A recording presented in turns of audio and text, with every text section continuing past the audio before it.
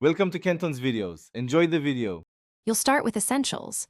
Make sure your iPad runs iOS 13 or later and the car supports Apple CarPlay.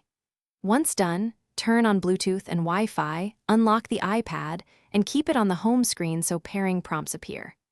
If you're using a wired connection, plug a certified Lightning or USB-C cable into the car's USB port. If wireless, move close to the head unit. Don't skip charging. Keep the iPad above 20% to avoid interruptions during setup. Next, pair the devices. In the car's infotainment menu, choose CarPlay from Bluetooth or the USB source. On the iPad, accept the pairing request.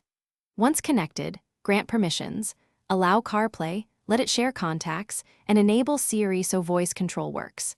Make sure CarPlay is allowed in Settings General CarPlay on the iPad, then personalize app order or appearance if you prefer. These steps ensure apps display correctly and Siri can read messages and navigate. Finally, confirm everything works.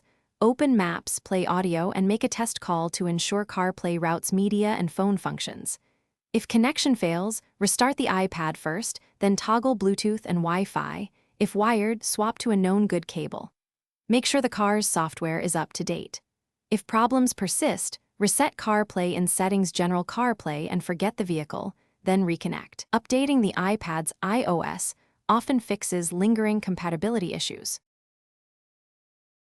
Thanks for watching. Consider subscribing if we helped you.